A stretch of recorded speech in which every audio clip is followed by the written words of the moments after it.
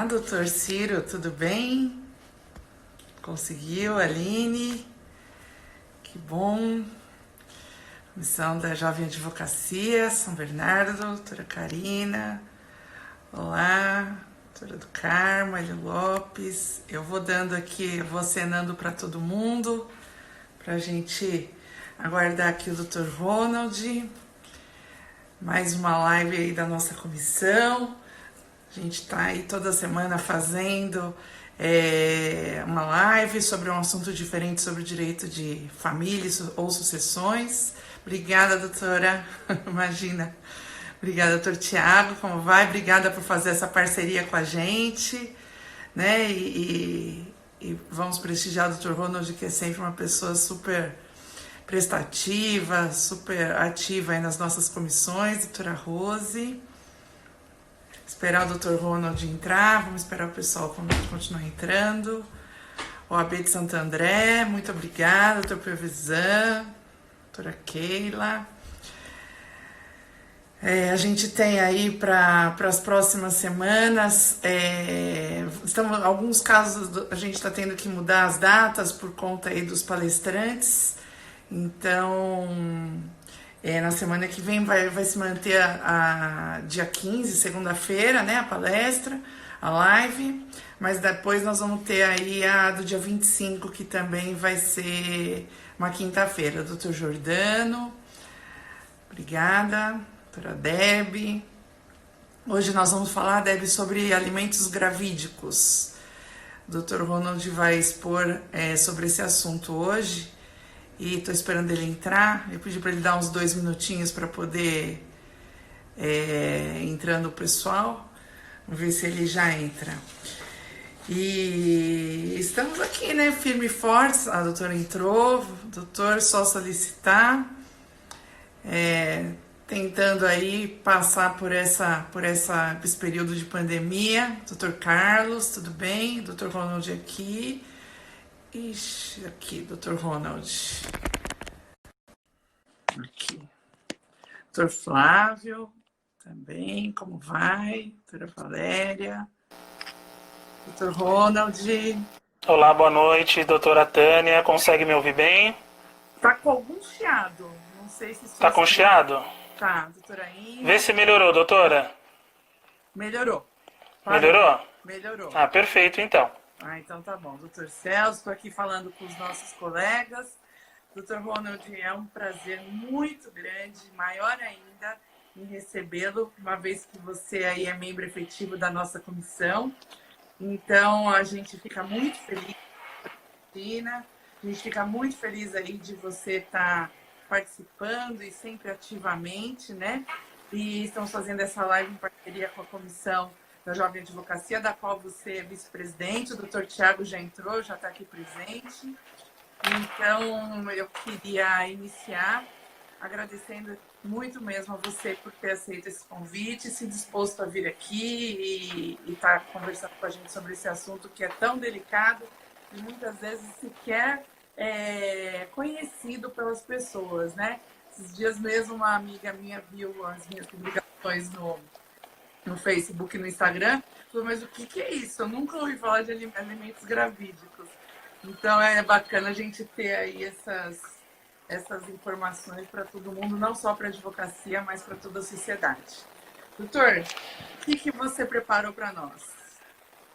Bom, doutora, primeiramente eu gostaria de agradecer a oportunidade, é uma honra poder representar tanto a Comissão de Direito de Família, do qual é brilhantemente presidido pela doutora, poder representar aqui também a Comissão do Jovem Advogado da OAB de São Bernardo do Campo, presidido pelo Dr. Tiago, como a doutora mencionou. Agradeço a oportunidade, agradeço ao Dr. Luiz Ribeiro por ter acreditado em mim e ter trazido a minha pessoa para fazer parte da OAB de São Bernardo, e eu trouxe aqui para explanar a todos a respeito dos alimentos gravídicos, os aspectos jurídicos que nós temos em relação a como fazer essa solicitação de alimentos gravídicos e primeiramente, quais são os impactos sociais que causam a questão da gravidez sem amparo de ambos os genitores, né? Em pesquisa que eu fiz aqui em relação ao censo, do último censo publicado, somente no estado de São Paulo, cerca de 5,5 milhões de crianças não têm o registro do pai nos seus documentos, não tem a filiação completa, né? Então, desde então, o CNJ e demais outros órgãos do Ministério da Justiça buscam a paternidade responsável, né, fazer com que o pai esteja presente. Foi lançado o programa Pai Presente para que facilitasse, né, o reconhecimento espontâneo da paternidade dessas crianças. E em conjunto a isso, alimentos gravídicos já era uma situação que vinha sido muito solicitada pelas gestantes em situação de abandono pelo genitor e que não havia respaldo jurídico para que elas pudessem pleitear esses alimentos, que na verdade não são apenas alimentos, né, no sentido restrito da palavra. Ele é amplo, ele não significa somente a questão alimentar em si, mas ele condiz também tudo aquilo que é necessário para que aquela gestante tenha uma gestação saudável. Seja alimentos, seja o vestuário para o nascituro, seja qualquer tipo de necessidade de vitaminas, de consultas médicas, de amparo psicológico, de qualquer tipo de tratamento que a gestante venha a ter durante o seu período gestacional. Então, não é simplesmente a questão do bem-estar no caráter alimentar mesmo, mas sim de tudo aquilo que vá prover um bem-estar, tanto para a gestante quanto para o nascituro. Perfeito. E, doutor, como é que vem acontecendo essa evolução com relação aos alimentos? Como é que vem isso no direito? Os alimentos eles pararam de ser simplesmente vistos como uma questão, como mencionado, somente para prover o básico, né? O alimento ele tem que prover o bem-estar, tanto no caso, quando a gente fala em alimentos, pensão alimentícia, prover a questão social, né? Prover o bem-estar social, que prover a manutenção de uma situação socioeconômica que o alimentando ele já tinha antes de uma ruptura de uma relação matrimonial, ou até mesmo para que ele possa ter um mínimo de subsistência. Então a questão alimentar nesse sentido ela tem tido essa evolução, não somente para ter um caráter meramente alimentar, mas para que supra todas as necessidades do alimentando. E em relação à questão dos alimentos gravídicos, eles servem também não simplesmente como uma forma de justiça, mas também tem um caráter social também, né? A lei foi promovida, foi promulgada com esse intuito de promover justiça e promover igualdade social. Perfeito. E agora a dúvida, né, que paira aí. Como ingressar com esse tipo de ação? Quais as provas que se exige? A gente sempre levando para o lado prático, né? A nossa Sim. questão. E o que você fala para a gente?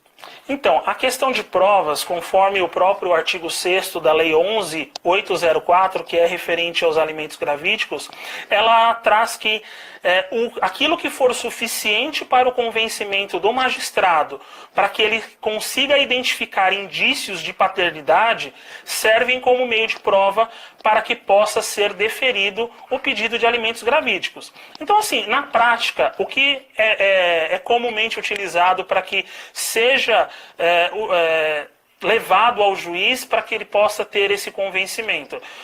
Conversas via WhatsApp, fotos que comprovem que havia um relacionamento, testemunhas que possam comprovar que aquele era um casal, seja de maneira esporádica, seja um casal com um relacionamento um pouco mais duradouro.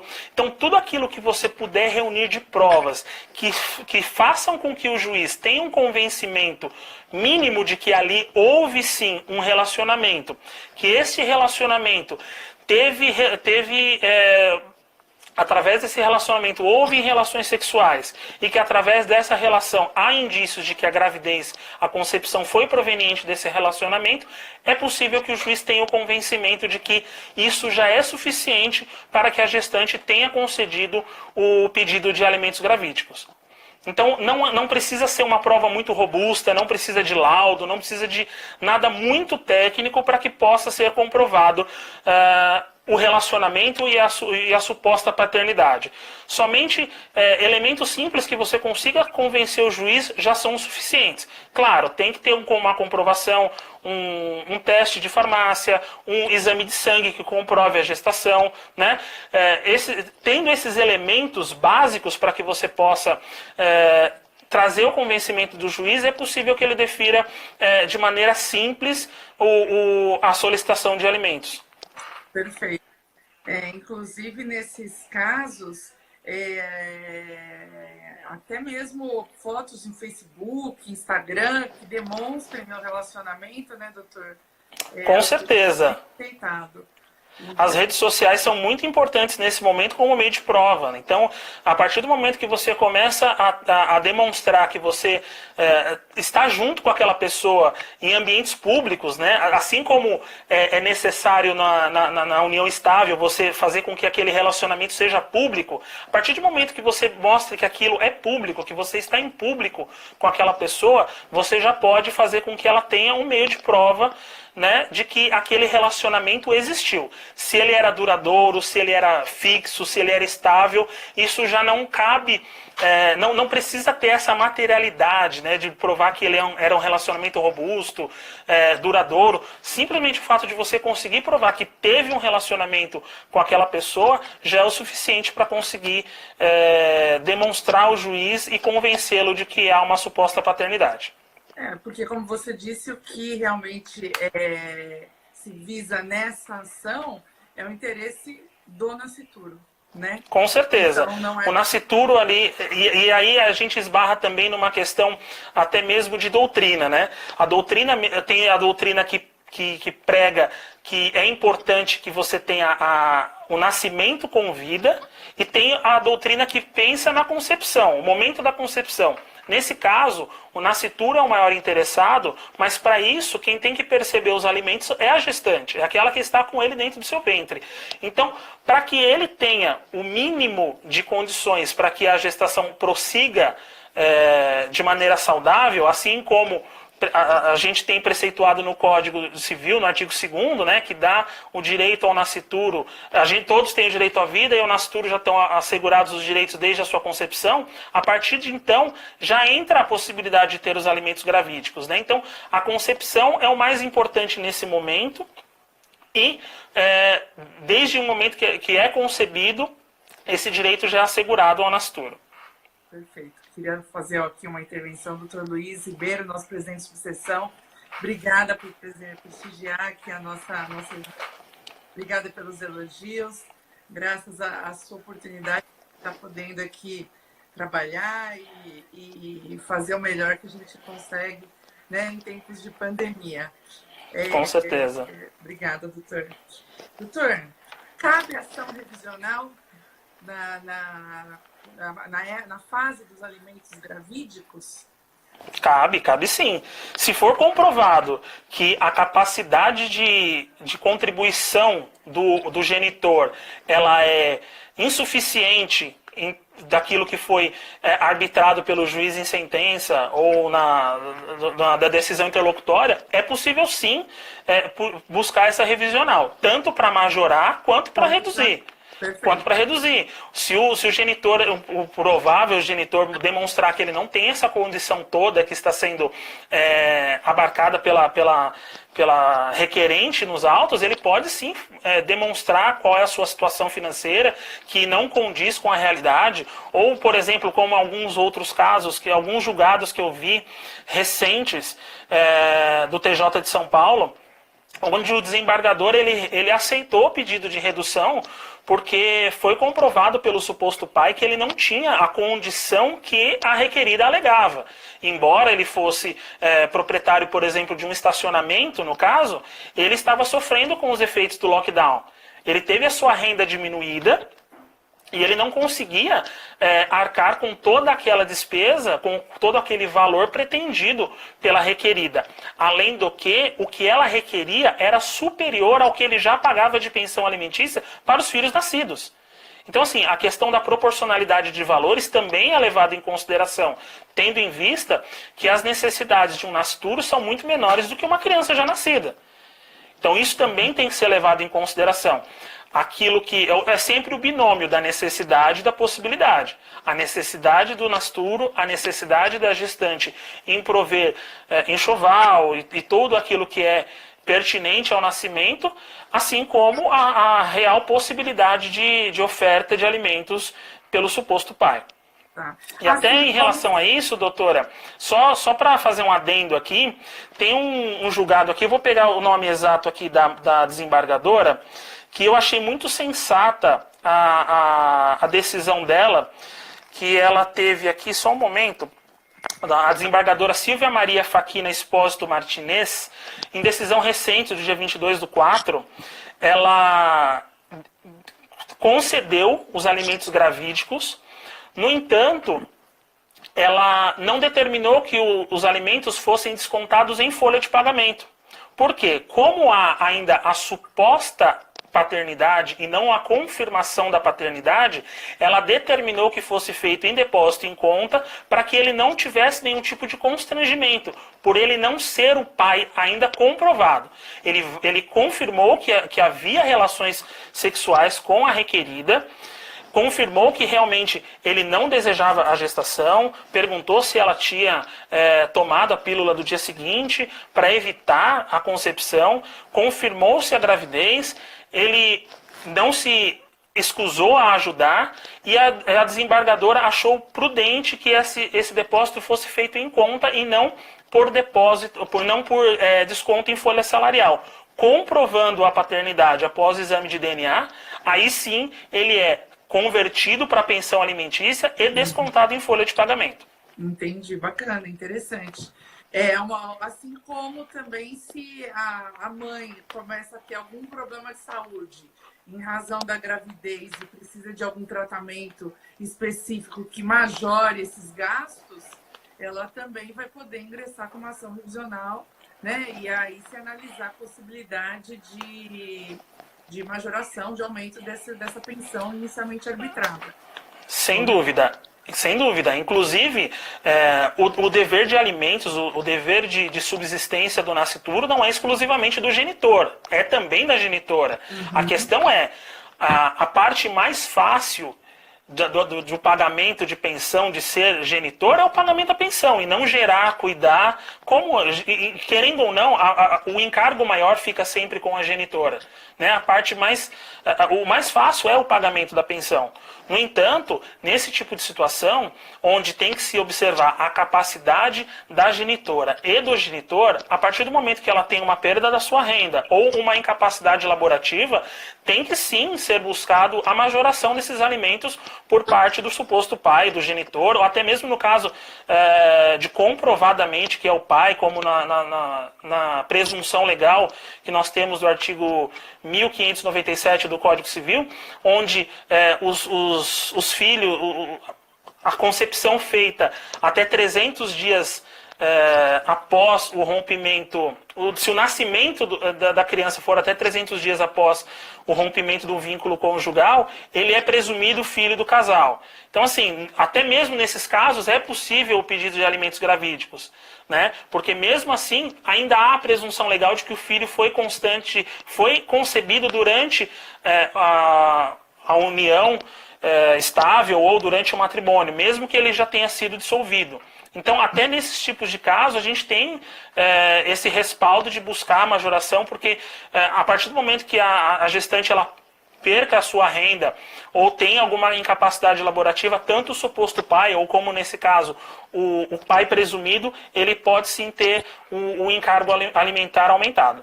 Perfeito. Doutora Cícera, doutora Sandra, já vou fazer a pergunta. Só um minutinho que nós estamos aí, vamos chegar já nesse ponto. Doutor, normalmente não se faz exame de DNA nem em embrião ou mesmo na criança quando está ainda dentro do útero materno.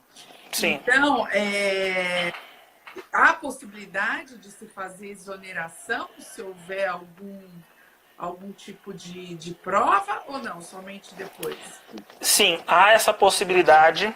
Inclusive, eu encontrei um julgado recente, de novembro de 2019, da comarca de Santo André, do qual o pai ele duvidava da paternidade, né, e ele solicitou a realização de exame hematológico não invasivo, né, o exame de DNA mesmo dentro do útero.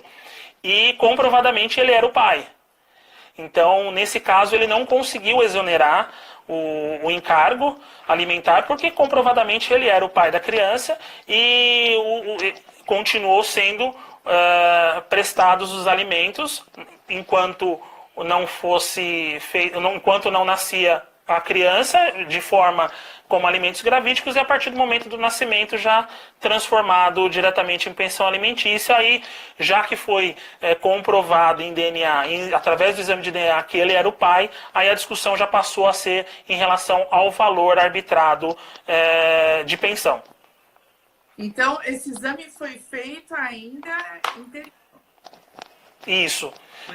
Durante a gestação. Decisões nesse sentido, né? Sim, foi autorizado. Se negam a fazer por conta de eventuais riscos aí que Sim. podem ocorrer. Então, mas aí no caso é até uma forma de demonstrar a boa-fé da genitora, né? Porque ela autorizando que seja feito um exame de forma não invasiva, ela demonstra a boa-fé de querer provar que realmente aquela criança é fruto daquele relacionamento, e simplesmente ela quer comprovar que ela tem, que aquele genitor ele tem que manter as obrigações com relação ao nasturo. Então, foi autorizado a utilização deste método de exame, e também não é um exame que é fornecido pelo Estado, né? Não é uma coisa que foi feita de maneira particular. Foi encargo tanto da genitora quanto do genitor. Para poder saber exatamente. Para poder ter essa comprovação. Tá. E existe um prazo estabelecido pela lei ou pela jurisprudência de quanto tempo antes ou depois do relacionamento, né, que presume-se o pai, ter o pai? Então, se nós estivermos falando a respeito de união estável ou de matrimônio, nós temos que aqueles filhos que forem nascidos até 300 dias após o rompimento do vínculo conjugal, ele presume-se filho do marido ou do companheiro. Ou então, no caso de a pessoa, uma criança que nasceu em até 180 dias após o início do matrimônio ou da união estável, ele também presume-se do marido, né? Então, há essa presunção legal no caso de união estável ou de matrimônio, tanto no início quanto no término.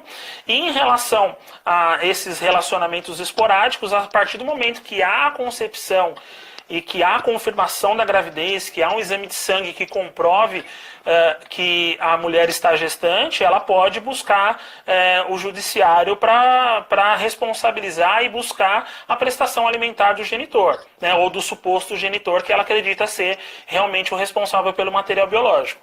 Entendi. E aí, com o nascimento, faz-se a prova, né? Se não foi feita antes, faz-se a prova de DNA. E aí, Sim. Esses alimentos gravídicos arbitrados, eles se convertem, então, em alimentos definitivos, correto? Na verdade, a partir do momento que ao nascimento com vida, ele já é transformado automaticamente em pensão alimentícia. Só há a exoneração a partir do momento que há a contestação do genitor.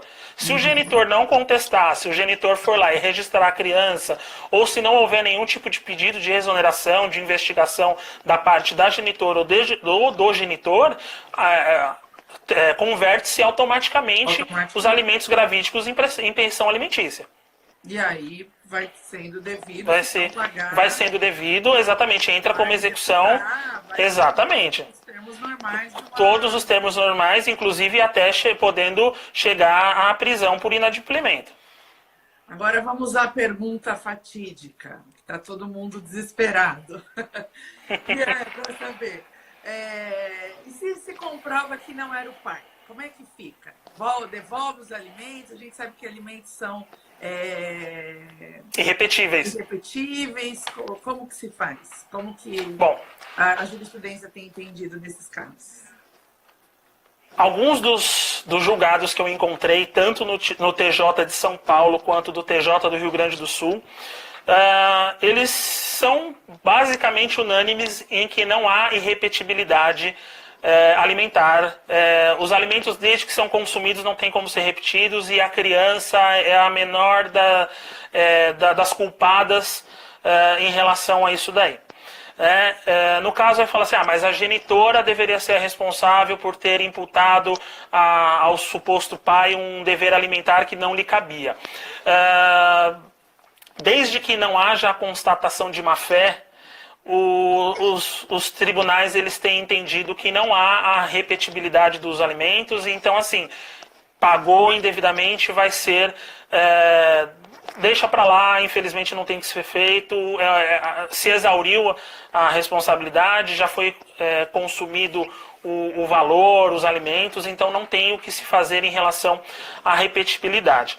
No entanto, aí eu entro numa questão, a Lei 11.804 tem o seu artigo 10º que foi vetado no momento em que a lei foi promulgada. O artigo 10º, ele responsabilizava a gestante a partir do momento em que ela entrasse com o pedido de alimentos gravídicos e que não fosse comprovado que aquele suposto pai era realmente o responsável legal biológico pelo nascituro, ela responderia objetivamente, ou seja, sem ter culpa ou dolo pelo ingresso da ação. E isso daí fere também um princípio constitucional de você poder ter livre acesso ao judiciário. Né? Você ter a liberdade de você propor uma demanda. Eu acredito que, em termos, o que a gente pode tentar buscar, em termos legais, juridicamente falando, é buscar no Código Civil o artigo 186 ou 187 do enriquecimento ou do ato ilícito, né? Também combinado com a questão do enriquecimento sem causa. A gente pode tentar buscar esse tipo de coisa, mas assim, desde que comprovada a má-fé. A má-fé. A má-fé. Se tiver boa-fé, se realmente a gestante acredita que aquele fosse o suposto pai, que eles tiveram um relacionamento que deu indícios suficientes de que realmente ele era o pai biológico da criança, não há do que se falar em responsabilidade, não há o que falar em repetibilidade e também não há o que falar de cobrança desses valores. Tem entendimentos doutrinários, né, e o Youssef Said Kahali, e ele tem esse entendimento de que pode sim ser cobrado tanto da gestante quanto do pai biológico. Porque, no caso, aquele que prestou alimentos sem ser o responsável, estava fazendo um encargo que realmente não era dele, sim do pai biológico. Então ele poderia cobrar desse terceiro, mas não é um entendimento majoritário e a jurisprudência tem entendido que não há nenhum tipo de indenização ou ressarcimento por esses alimentos prestados. Eu tive uma aula sobre esse assunto na pós-graduação e o nosso professor estava comentando de um caso onde um professor tinha tido um flerte com uma aluna e no fim ela pediu uma carona, ele levou ela até em casa e chegou lá embaixo, ela convidou ele para subir, ele subiu, ficou lá uma meia hora, 40 minutos e foi embora. E posteriormente ela acabou entrando com a ação judicial, informando que ele seria o suposto pai, provou através do porteiro, foi efetivamente concedidos alimentos e depois acabou se confirmando que realmente era. Mas, ou seja, é mais para a gente ver o quão simples são as provas, porque o fato de ele subir no apartamento e ficar por meia hora, em tese, não comprova nada, mas Sim. Existe essa presunção e isso acaba aí gerando, até porque, como você disse, o interesse aí é do nascituro e não Sim. da gente. E não do suposto pai também, né? O principal interessado e beneficiado dessa prestação alimentar é o Nastur. Então, mesmo que os indícios não sejam tão robustos, o mero convencimento do juiz já é o suficiente para que ele seja determinado. Então, nesse caso, atendendo à questão social de buscar o bem-estar do nascituro, ele vai acabar sendo concedido desde que as provas sejam suficientes para dar esse convencimento. Eu vou até, falando em relação a isso, tem um julgado recente também que foi negado a suposição de paternidade simplesmente porque foi transcrito apenas conversas por WhatsApp. E o suposto pai nega todo o conteúdo das conversas que estão na inicial. Então o juiz também não se convenceu de que ele era realmente o responsável, o genitor daquela criança. Ele não concedeu os alimentos e disse que as provas eram insuficientes para o convencimento. Então chegou a fase de recursos e também foi mantida a decisão do juízo de que realmente não haviam provas substanciais para que fossem deferido o pedido de alimentos. Perfeito. E, doutor, nos casos de relações homoafetivas, como que está sendo entendido aí? Como é que o judiciário tem visto essas questões? Antes de eu responder essa questão da parte homoafetiva, gostaria de agradecer aqui publicamente a doutora Ana Carolina Mendonça, do qual eu tive o prazer de conversar com ela antes de participar dessa live, até mesmo para entender como funciona essas questões na prática, até mesmo por ela ser uma especialista, principalmente na parte de inseminação artificial, inseminação caseira. Então, eu tive um grande auxílio da doutora Ana Carolina e gostaria aqui de prestar os agradecimentos públicos a ela. Em relação a isso... Na segunda-feira que vem. Vai estar que ótimo. Live imperdível, como sempre. Como sempre. Como sempre, né? Sempre arrasa. Em relação às relações homoafetivas, vamos primeiro falar da relação homoafetiva feminina. Geralmente existem os casos, tanto das inseminações feitas em clínicas, nesses casos são mais fáceis, né? Desde que seja comprovado o plano parental envolvendo as duas mães, né? Seja aquela que está com o embrião implantado dentro do seu ventre, ou então se for o caso de gestação e substituição, ali é fácil de ser comprovado que existia um plano parental, mesmo que elas não estivessem em uma união estável ou em um casamento propriamente dito. A partir do momento que se entra numa clínica de reprodução, você tem que assinar vários documentos e é necessário passar por um certo rigor, a ponto de que você tenha essa presunção de que ali havia realmente um plano de se constituir uma família. Então, a partir do momento que há o abandono de uma das partes nas responsabilidades de prover alimentos para esse nascituro, é possível sim ingressar com o pedido de alimentos, né?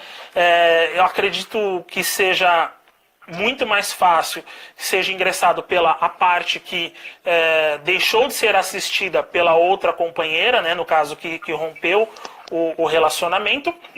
Mas também há a possibilidade, no caso de gestação em substituição, da gestante, que ficou desamparada por ambas. Né? Se for o caso de gestação em substituição, se a gestante que tiver um termo assinado comprovando que é uma gestação, né, uma cessão livre do ventre, e que ambas deixaram de prestar, né, assistência a ela pode sim ingressar contra as duas mães. Ou no caso também de relacionamento homoafetivo masculino, no caso de ambos os pais, se for um caso de inseminação em clínica. Agora, quando a gente fala em inseminação caseira, fica um pouco mais complexo também o assunto, né? A gente precisa também ter aquela comprovação de que havia um relacionamento público, que ambas ou ambos faziam parte eram um casal ou tinham um certo relacionamento, que buscavam ter um plano familiar e que a doadora de óvulo, no caso de um relacionamento homossexual masculino ou no feminino, aquela que está com material biológico doado dentro do seu corpo para gerar a criança, está em situação de desamparo pelo outro, pelo companheiro, pelo marido, pela esposa. Então é possível sim pleitear. E no polo ativo da ação, sempre a parte que está desassistida, né? Aquela que presta alimentos, já ou presta assistência no caso de gestação e substituição, ou no caso de ambos terem deixado de prestar assistência, entra no polo ativo quem está gestante de fato. Perfeito. Eu queria só registrar aqui a doutora Jaqueline, presidente da Comissão de Família de Suzana, a doutora Renata, presidente da Comissão de Família de Santo André, vários colegas, a doutora Estela, a doutora Orlando, a doutora Natália, a nossa comissão em peso, o doutor Osvaldo, Muito bom. A Patrícia, a doutora Ingrid, a doutora Ana Cristina, está todo mundo aí. A gente fica super feliz de estar todo mundo acompanhando e prestigiando, né? E, Com doutor, certeza. continuando, no caso de gestação que vai... como que a gente vai explicar? Unir essas duas mulheres. Quando essa gestação é em substituição, que a mãe não, né? A gestante vai pedir, ela cessa com o nascimento, né? E a entrega da criança, correto? Aí teria que se entrar com uma ação de exoneração de pensão, correto? No caso, assim, seria em relação à gestante assistida, porque, no caso, a partir do momento que tiver alimentos gravídicos concedidos, ele vai ser automaticamente convertido em pensão alimentícia em favor do menor. A criança, a partir do momento que nasce, aí não... Mas o menor vai voltar para as mães, né, no caso? Sim, vai voltar para as mães. Mas aí no caso, a questão dos alimentos, geralmente, se ela tiver desassistida por ambos, aí sim é cessado.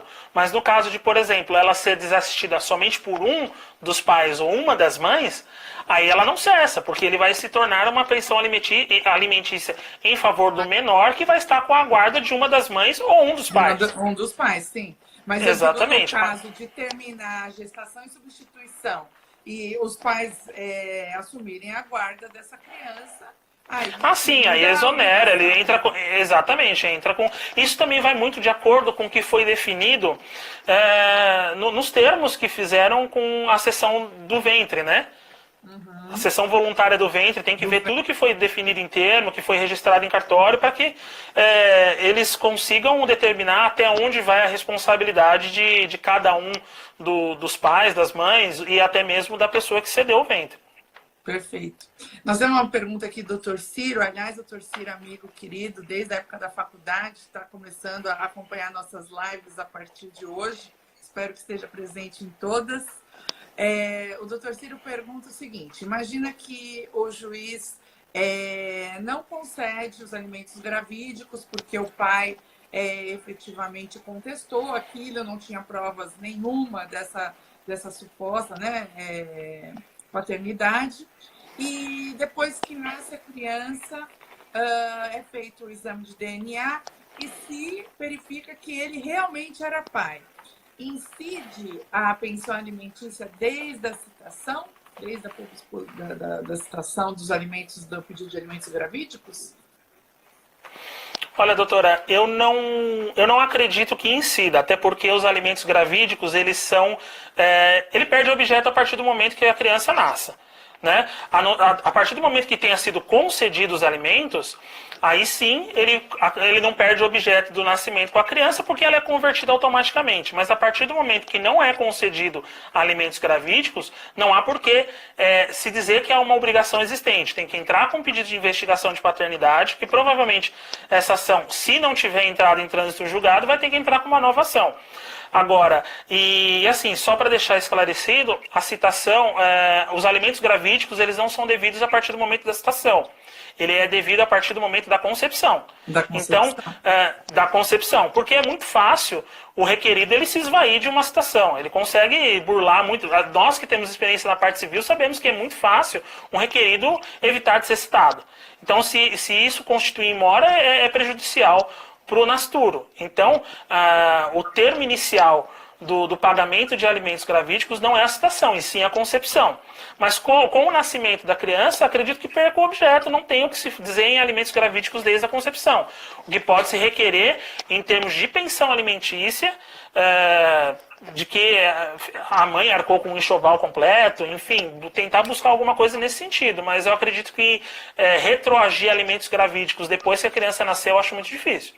E eu não encontrei nenhum julgado que entendia dessa forma, né? De que na verdade, não teve comprovação.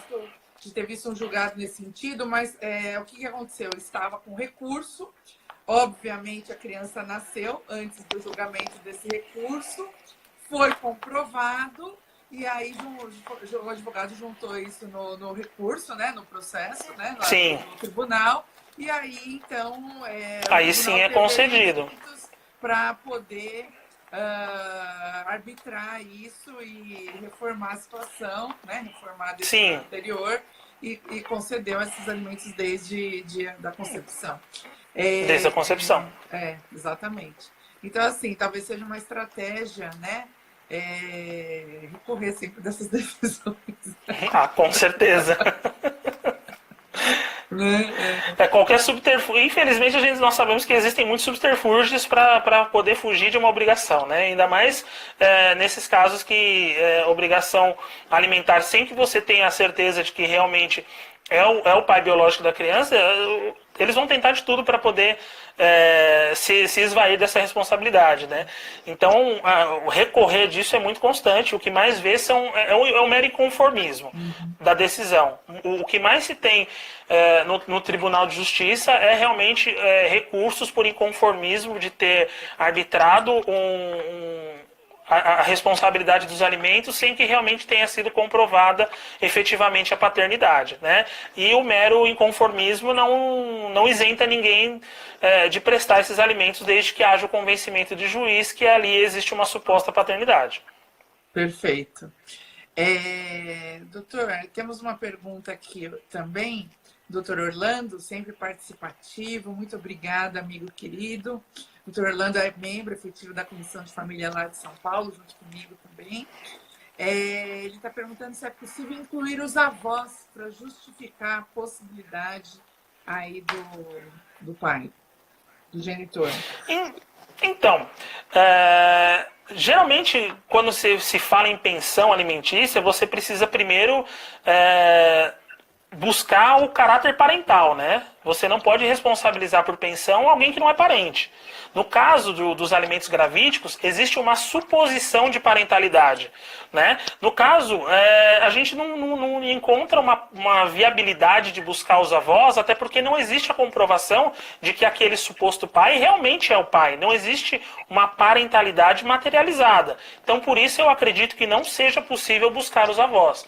Talvez numa eventualidade que o genitor esteja em situação que ele não consiga prover renda, tentar buscar esse tipo de coisa, talvez algum magistrado possa entender que seja possível essa substituição, mas até mesmo pelo princípio da parentalidade, eu acredito que não há essa possibilidade de buscar os avós. Ao contrário da pensão alimentícia, porque ali já existe uma comprovação de que realmente ali existe um grau de parentesco. Em faltando o genitor, aí a gente pode buscar a prestação alimentar pelos avós. Perfeito. Inclusive, era uma das perguntas que eu ia fazer de uma colega que fez também. Lembrando só que se você busca a inclusão dos avós paternos, a dos avós maternos também vai ser avaliada, né? Então, sim, até porque precisa ser buscado a possibilidade de ambos, né? Esquecem. Exatamente. Acaba incluindo o encargo para os avós maternos, aí no caso que não seria o objetivo inicial da requerida, né? Perfeito. O doutor Tiago Fogaça está perguntando se cabe prisão nos alimentos gravídicos. É arbitrado, não paga, executa-se. Sim, da mesma forma que a prisão alimentar. Sim, em tese sim. Tirando a época da pandemia, então. Em tese, sim, até porque é um dever, né, de prestação que exige, sim, que seja prestado, que seja cumprido, adimplido conforme o mesmo rito da pensão alimentícia, perdão. Inclusive, eu vi um julgado muito semelhante em relação a isso. No caso, foi arbitrado, também um caso de Santo André, foi arbitrado alimentos gravídicos. O genitor não contestou, porque o genitor estava na Austrália. Ele não contestou, ficou à revelia, foi transformado os alimentos gravídicos em pensão alimentícia, ele se constituiu em mora e foi decretado, entrou no rito de prisão por ter sido executados os valores que não foram pagos desde a época em que foram concedidos os alimentos gravídicos. O requerido ele contestou em execução, dizendo que ele não deveria, não tinha esse dever de prestar alimentos e também não poderia ser preso, até porque ele não tinha uma prova de que realmente ele era o pai. Só que ele não contestou em nenhum momento os alimentos que foram arbitrados a ele. Né? Então o tribunal entendeu que realmente a prisão deveria continuar o rito de prisão, enquanto não fosse satisfeita as prestações devidas. Ou ele prestava o dever alimentar, ou seguiria o rito de prisão normalmente. E ele pedia de toda forma que ele só pudesse ser responsável tanto pelos valores quanto por uma eventual prisão após o exame de DNA, o que foi negado pelo tribunal. Perfeito. O doutor Oswaldo, também da nossa comissão, fez um comentário interessante para que não haja dúvidas, que você não pode ingressar com a ação de alimentos e pedir desde a época da gestação. Então, é só a partir do momento do ingresso da ação. Exatamente. Vai vigorar, perfeito. Isso, exatamente. Somente a partir da situação. Pedindo, olha, quero mais 9 meses, porque...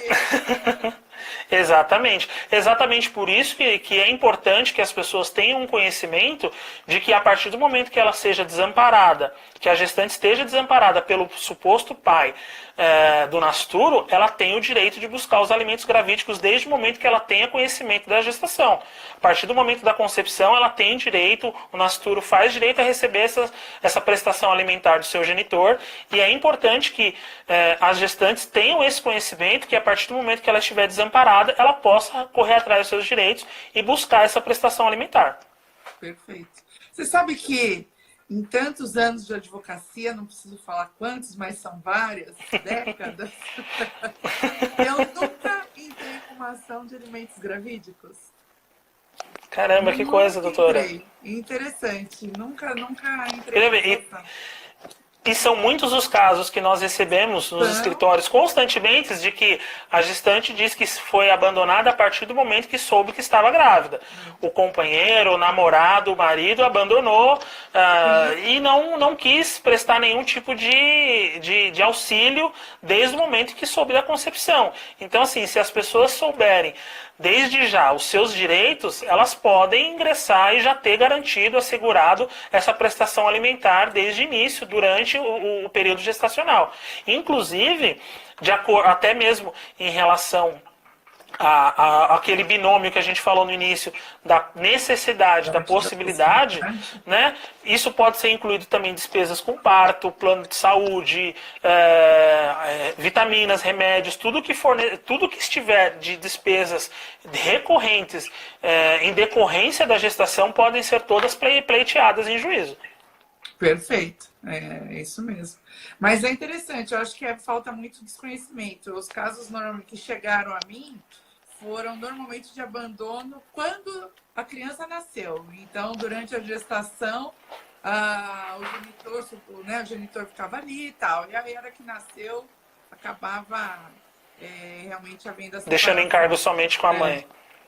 Mas é engraçado, né? Porque... E assim, querendo ou não, é uma lei recente, né? A lei é de 2008, então são 12 anos, né, que nós temos essa lei em vigência. Então, assim, muita gente não tem o conhecimento de que realmente existe essa previsão legal de que a gestante, a partir do momento que tiver em desamparo material, ela pode sim buscar e recorrer dos seus direitos com na justiça em relação ao requerido. Então é sempre importante, por isso que a gente tem aquela máxima de que deve sempre se consultar um advogado, porque você realmente tem direitos, e isso é uma coisa que muita gente não sabe, não tem conhecimento, e é muito importante que as pessoas procurem saber, procurem se esclarecer em relação a isso, para não deixar passar batido e até mesmo colocar em risco o bem-estar do nascituro durante a gestação.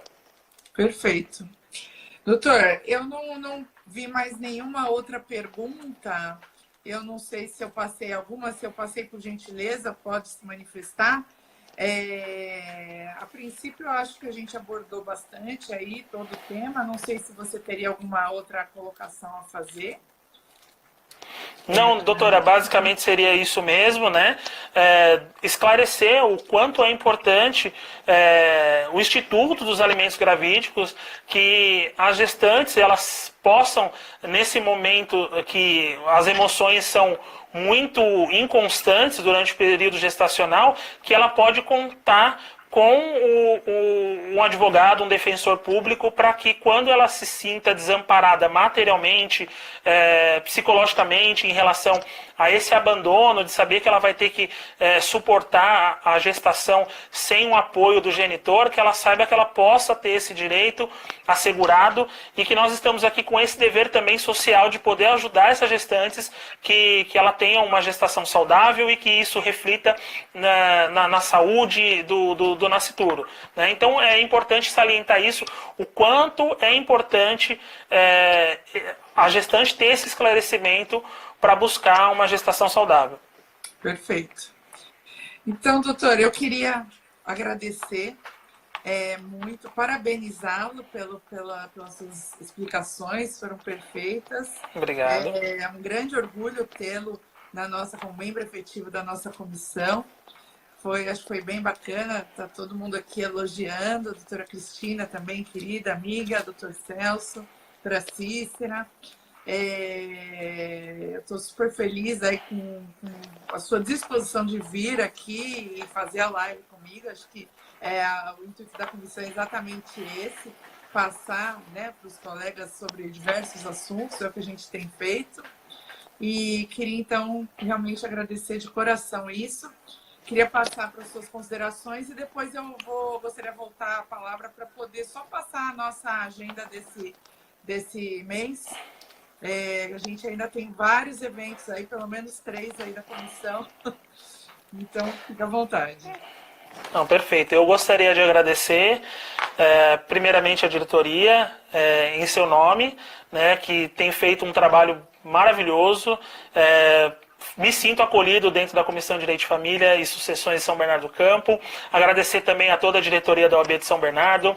Agradecer o presidente da nossa comissão da Jovem Advocacia, Dr. Tiago Fogaça, Dr. Luiz Ribeiro, que é o nosso presidente, toda a diretoria da Comissão de Direito de Família. É uma honra poder participar dessa comissão que tem rendido muitos frutos aqui na nossa subseção. Tem sido motivo de grande orgulho para todos os advogados aqui da nossa subseção. E a honra é toda minha de poder participar, de ter a oportunidade de falar a respeito de um tema que é muito, muito polêmico, muito interessante, que muitas pessoas não têm conhecimento, que muitos de nós profissionais não temos contato por não ser uma coisa muito corriqueira no nosso dia a dia. E agradeço muito novamente a oportunidade, agradeço a todos que prestigiaram a live, todos que estão assistindo, agradeço de coração e muito obrigado novamente pela oportunidade. Imagina, e que você inspire os demais colegas, né? A doutora Patrícia já veio, já fez uma live comigo, e que vocês inspirem os nossos demais membros para que venham aqui fazer esse bate-papo super saudável, tranquilo. Eu sei que dá no começo um friozinho na barriga, mas depois a gente vai fazendo tantas que vai se acostumando, né, doutor? Com certeza. Que vire rotina para todos nós. Não é que vire rotina, exatamente. Que a gente possa aí tá falando sempre aí sobre os assuntos. Nós, então, como eu disse, vamos ter no dia 15 de junho uma live com a doutora Ana Carolina Mendonça. A doutora Ana Carolina vai falar sobre adoção em tempos de pandemia, né? A gente até tinha um outro assunto que eu queria falar com ela, seria sobre inseminação caseira, que também é um assunto bem interessante, mas a gente acabou votando, a comissão quis falar sobre a adoção, mas eu espero trazê-la posteriormente para falar sobre esse assunto também. No dia 25 de preferência nos nossos simpósios, né, doutora? Desculpe interromper.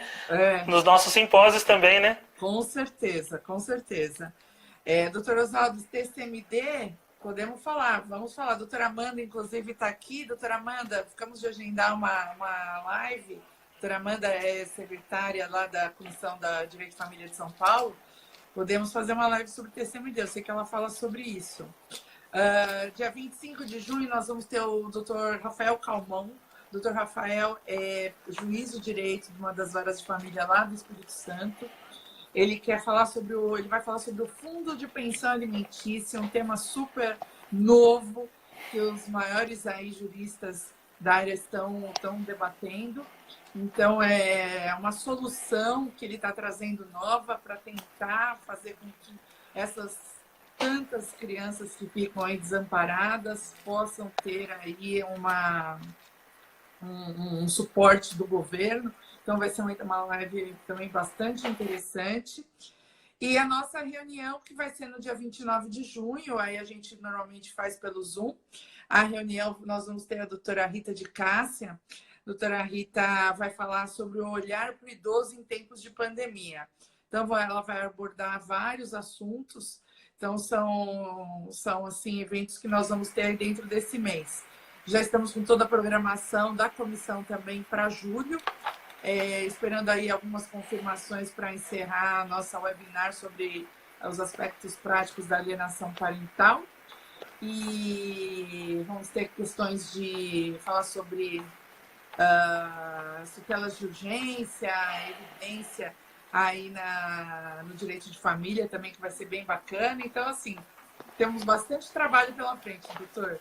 Com certeza. Também o doutor Tiago, por permitir aí ir fazer com a gente, permitir que você fizesse em parceria, né, com a nossa comissão. Doutor Tiago, obrigada. Eu vou, acho que, encerrar, porque nós temos aí só mais 3 minutos e eu quero deixar essa live salva. Lembrando que eu subo todos os nossos vídeos para o YouTube da UAB São Bernardo. Então, entrem no YouTube da UAB São Bernardo, que todas as lives estão sendo encaminhadas para lá, tá? Todas as reuniões a gente tem mantido lá. Precisamos aí estar prestigiando, né, o YouTube da UAB, que é um trabalho novo que vem sendo feito aí pela diretoria. Então, ainda tem bastante aí caminho para seguir, então a gente está colocando bastante coisa lá também. Tá bom? E começamos essa semana a disponibilizar os nossos textos da comissão nos nossos canais de redes sociais, Instagram e Facebook. Agradeço a todos pela presença, pela participação. Pessoal da comissão, muito obrigada. E até a próxima. Até mais, doutora. Obrigado. Obrigada, então. Até mais. Tchau, tchau. Obrigada, Tchau. gente. Obrigada, Cristina, Sandra. Obrigada.